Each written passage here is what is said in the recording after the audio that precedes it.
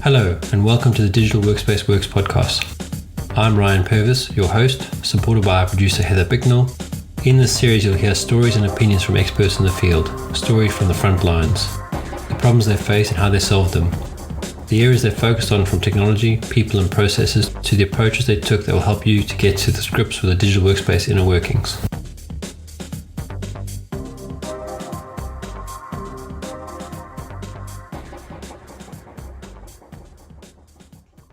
So did you want to talk about one of those digital nomad locations in South Africa today? Or did you have another idea? No, let's go through it. I mean, we've also been trading links as well, backwards and forwards this week. So there's a couple things there maybe as well. I haven't had actually, no, let's start with the one that you sent, which was the overwork killed more than 745,000 people in a year. WHO study finds, and I think that kind of ties in with the Nomad thing. And I actually had a chat with someone this week, and they did something which I thought was the same as we all thought, but they actually stuck to it. So when the lockdowns all started, we all thought that we had extra time because now you're not commuting. But actually, what happens is you have less time because you don't have those buffers that commuting gives you to do other things that you've gotten used to, like listening to a podcast or audiobook or watching your favorite series or whatever it is. Because now you're at home, everything gets jammed in into that free time as well. Anyway, he used the time to write his book, which is what we were discussing on Monday. But when you sent me this article, I was just thinking about how overwork is something it's not necessarily a disease. I don't want to call it that, but it's very easy to overwork when you're always at home because the work is always there. You never create a boundary. Mm-hmm. Yeah, I think, what was it, like heart disease, heart attacks, sort of those stress related, those conditions that can be exacerbated by stress, I think are what contributed to those excess deaths. And yeah, I mean, I think you're completely right that so much of it is how you're able to take control of your own time. So I think a lot of people have replaced the commute with more working hours. And others have been able to, pick up side hustles or write their books, which maybe gives you a bit of differentiation, but it's still, it's still work. It's still productivity. So maybe it feels a little bit less draining because it's not as monotonous, but I wonder, I guess, health implication wise, if that's always, how much better that is really. Yeah. Well, so I'm looking at the paragraph that said people working 55 hours or more face an estimated 35% higher risk of stroke and a 17% higher risk of dying from heart disease compared to people following the 35 to 40 hours a week, which is considered normal. So the only thing that I didn't really, which you never know with these things, is when they say work, do they mean your single occupation? So the one that you cite, like, for most people, that's their job. Or are they talking about people that are sitting behind a computer doing 55 hours of sitting behind a computer where this issue arises? Because I think if you can break it up into other things, creative passion versus the slog of work, let's say on that scale, maybe it's not as bad. But I think the key thing to it is you've got to have activities that take you away from your work, like going for a walk, going for exercise, not always looking at a screen, those sorts of things. Yeah, it's not very good for, blood flow if you're sitting at your desk in an office chair for 12 hours or whatnot. Yeah, and that kind of leads me into, the sort of my week of working in Cape Town. Well, as a place to go. So we were at a wine farm, as I mentioned last time, at Spear, which I recommend again. But what was really nice about it is the scenery around you. You're surrounded by mountains, and you're on your because you're in a wine farm. It is a little bit built up around you. It's not completely just fields and vineyards. But everywhere you look, is green. It's nature. Even the hotel, as much as it's built, is not built to obscure any nature. So you can look around your 360 and you can see the buildings, and not the buildings, the mountains, and the buildings are sort of 1 or 2 stories, so they're not imposing on you. And if you're in that kind of environment, yes, you've got work to do, but it takes a lot off when you're sitting down. The weather's good. You're sitting at a restaurant, in the restaurant there. You look outside and you see this beautiful scenery. Then you look back at your screen. You do a bit of work. Then you look back at the beautiful scenery, and then you look back at your screen. That takes the whole edge off the work you're doing. We joke about Cape Town being the mother city. That's not for any other reason. It takes 9 months to do anything. So, it's a bit of a South African joke, I guess. But what, for me working in that, because we're a time zone kind of works for us here in South Africa with the UK, it's only a 1 or 2 hour difference. The mornings can be very productive in the sense that you can go do a lot of stuff that's not work related, because by 11:30, which is sort of 9:30 UK time, when everyone else is coming online, you've gone for a hike, you've gone for a run, you've gone for gym, gone maybe on a wine tour. Not that you should be doing that in the morning for breakfast, but you could do that. And then that obviously feeds into the evening as well. So, you end up working a bit longer. But, we were staying in a hotel for a week. It was quite easy to have the kids bathed and whatever during the break, finish up some calls, go out for dinner. Now you're in a beautiful scenery for dinner. And you're enjoying that, you can almost put the work away, because now you're in this natural environment that takes you away from work. Plus, everyone's in a good mood because, it's a nice summer's night. It's nice and warm. Everyone's in a good, everyone's comfortable, that sort of thing. The other things that we do, you can tour. So we toured down to, we rented a car for the whole time we were there. So, we sort of drove an hour each direction and did stuff that you do in Cape Town, or at least in the Western Province, which is the potential boundary lines. We went down to the southern tip of Africa, which is a beautiful game reserve. There's not a lot of game like Big Five, which is sort of the Big Five man killers, lions and hippos and buffalo and all that, elephant. But it's more like buck, birds, that sort of thing. But when you drive down into this nature reserve, it's more of a nature reserve than a game farm. It's absolutely stunning. I mean, I've seen photos of it, and funny enough, it came up in a book that I was reading, that this guy, and it was American, I think, who'd gone down to the same point. And I said to my wife, because it was just before our trip, I said, I really want to go down there. And then while I was listening to this book that I was reading, listening to this last week, the Arctic documentary with Mark Manson, he said the same thing. He sat on the cliff. Now you go down. Now as you drive in through the nature park, you're driving through a lot of very beautiful grasslands and Cape Bush. But on one side you see one ocean, which is the Atlantic. On the other side you see, I think it's the Indian Ocean. And they're two different colors. So they're different colors of green and blue.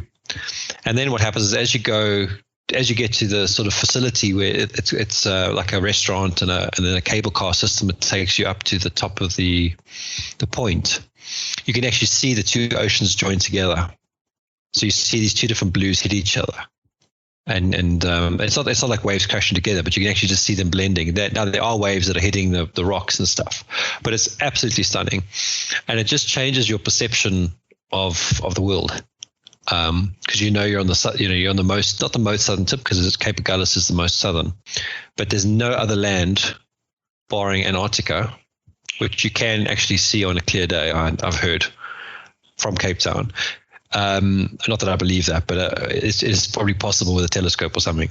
But it changes your, as I say, your whole perception. And then the sort of drive back, there's a big penguin hatch on one side, and then they've got another one along the way. And these are like famous beaches you can go to, and it's very calming to have these little points that you can just stop and if you're working, like I had calls to make and stuff like that. I mean, we stopped at the one restaurant. I sat there and did the call quickly, and the family had lunch on that. So it's a bit stressful trying to find a place to do the call and be connected, all that kind of stuff. But the value of the kids having an opportunity to see penguins and play at the beach and all that kind of stuff, far outweighs any stress that I was having about the call. So it's definitely worth a visit. Sounds like a very nice place. So I guess, did you, in terms of your working time there, having that sort of, beautiful scenery in the background and the calm environment, did that affect the quality of your work, or did you sort of notice any differences in how you did your work versus if you'd spend back at your home office? So I find when you do the travel, you become a lot more focused on your productivity. So because you've got less time to do stuff. So like, as I say, you're going to do some stuff in the morning, then you got to do calls and stuff, then you're going to do stuff in the evening. You become a lot more ruthless around what do I focus on? Because I've got a team that I'm worried about what they're doing. I usually prioritize the work that I need to do to keep them going first, and then do the stuff that I need to do. That's usually independent stuff. So for example, would be we've been rolling out a new user interface. So checking all the user interface stuff that the team's waiting for decisions on, that gets done first. And if I need to write a document or do a board presentation or whatever it is, I do that, when they're not available or online. But as I say, you become a lot more ruthless. And actually, I was listening to something the other day where a guy implemented something in his office where you worked from 8:30 to 5:30. If you stayed overtime, they took it away from your bonus pool, so you actually earned less bonus. And he thought that by doing that, he would improve the family relationships of his workers, which he did. But also because there was a constrained amount of time available to work, people worked a lot more quicker. Mm-hmm. The delivery was improved, because if you've got the whole day, you take the whole day. If you've only got 2 hours to write something, you'll focus on it for 2 hours at a higher intensity, knowing that you can have a nice break afterwards, a nice lunch somewhere or whatever it is. So yeah, to answer your question, I definitely noticed that there's improvements in doing it. Where it can cause problems, obviously, is that you're sitting on the coast looking out at a harbour, and everyone else is stuck in their houses and they can't go anywhere, which has happened now. We got everyone in India that's locked down because they obviously having the issues they're having there. You feel bad about saying, well, actually, I've just gone for a run on the beach.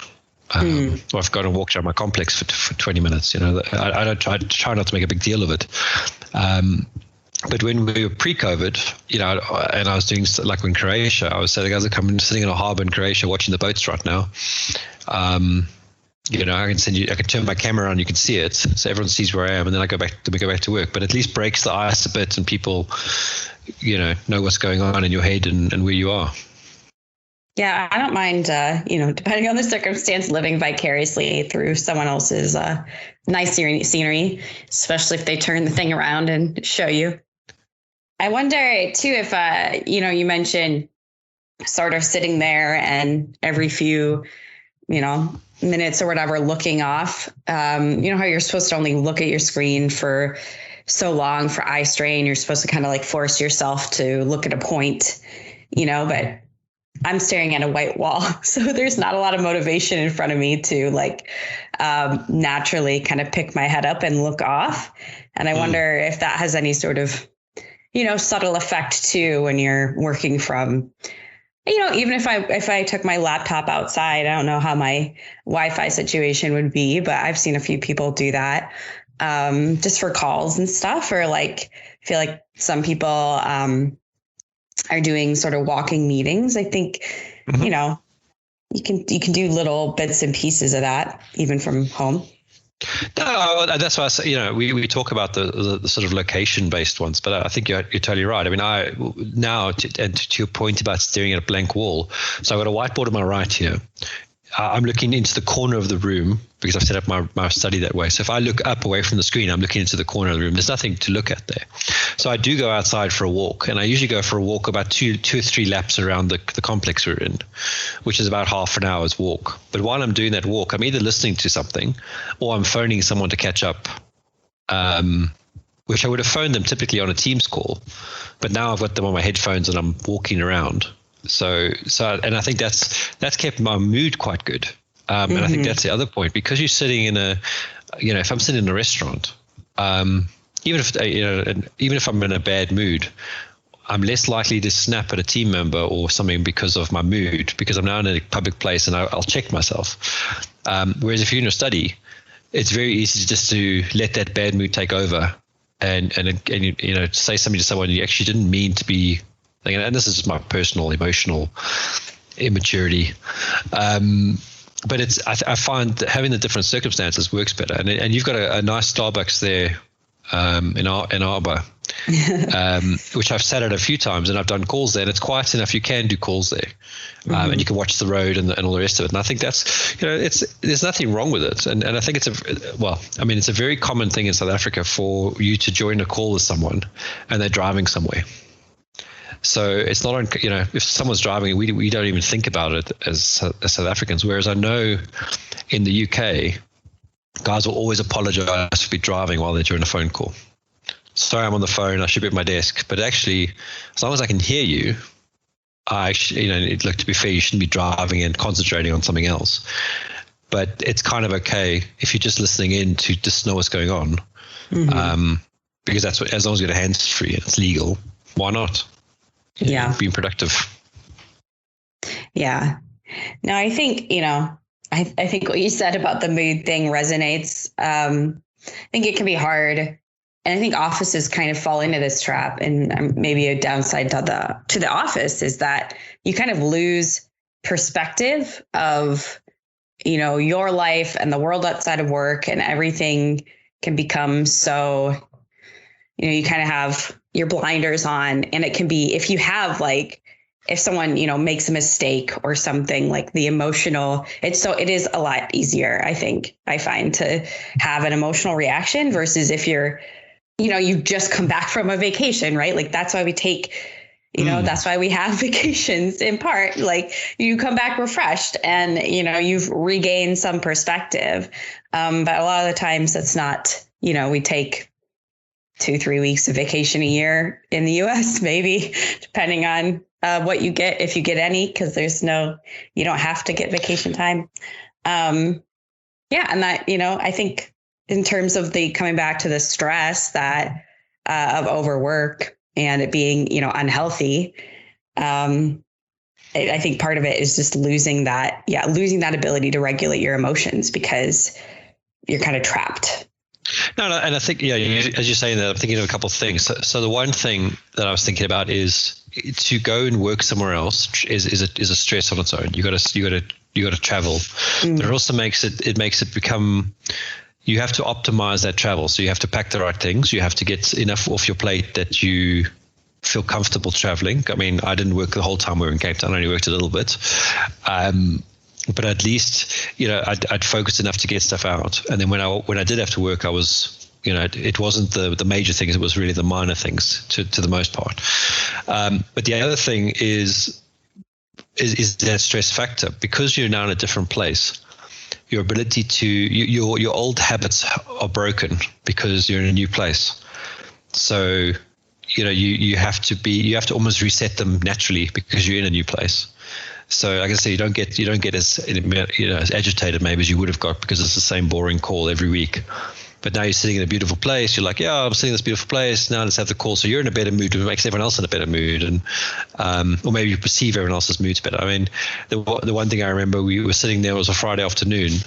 I just finished a call about something which was a tough call. And we went, it was 3:00 in the afternoon. So we ended early, went for a wine tasting. Now, if I was back in Joburg at my desk, or even in the UK behind my desk, you would have ended that call. You might have got downstairs and had a cup of coffee, come back up again and just carried on working. And you just would have perpetuated that that frame of reference, frame of mind. Whereas by going to do something else, because you're in a different place, you're more open to do that other thing. You go over the wine tasting, then you think back to that thing, you know, actually, no, it's not that bad. And you send a text and you say, look, it's not, you know, all good, no issues there, carry on. So your mindset shift becomes more malleable. And I think you become a better worker because you're experiencing things. Now, there's a piece to this where you've got to trust the people if they're traveling and working to actually still do the work, not just be there to do all the good things, experience all the tourism stuff. But then that should be blocked out in your diaries, and you know, there should be some personal time off as well. Yeah, and I think, you know, I'm sure it works for some people, and other people would find it too distracting. So you kind of have to know yourself and what degree you think it could really get anything done, you know, depending on where you are. So, well, and I think that comes down to the environment you're in, or the business you're in. At least at this stage of life, I think that's why independent contractors tend to be able to get away with it more, because they're going to say, look, I'm working on your project, but I'm sitting in my beach house in Cape Town or Durban or wherever, or you know, wherever they have it. But you know, you're getting paid to do a job, paid to do an output, not so much get paid to do a job. And I think there's a level of experience and skill that has to go with that too. You know, have you got the skills and experience to deliver stuff in that manner? I wouldn't necessarily push it on a person who's got, it's their first job. You'd want them to have the coaching, the mentoring, because that's the other piece is the social aspects. You know, I find because now we're all remote all the time, that I've had to double up on my sort of talking to each team member, because you're not seeing them in the passage or at their desks. You know, you're sort of all far away from each other. Yeah, I can get disconnected from what other people are doing so easily, for sure. Well, great. Sounds like a lovely place to visit. Hope I can make it one day. Well, if you like red wine and you like steak. Or any wine, actually. The wine sounds lovely. So nothing wrong with that. So, all right, cool. I should probably tie it up there for today. Yeah. Super. Thank you for listening to today's episode. Heather Bicknell is our producer and editor. Thank you, Heather, for your hard work on this episode. Please subscribe to the series and rate us on iTunes or the Google Play Store. Follow us on Twitter @the DWW Podcast. The show notes and transcripts will be available on the website www.digitalworkspace.works. Please also visit our website www.digitalworkspace.works and subscribe to our newsletter. And lastly, if you found this episode useful, please share with your friends or colleagues.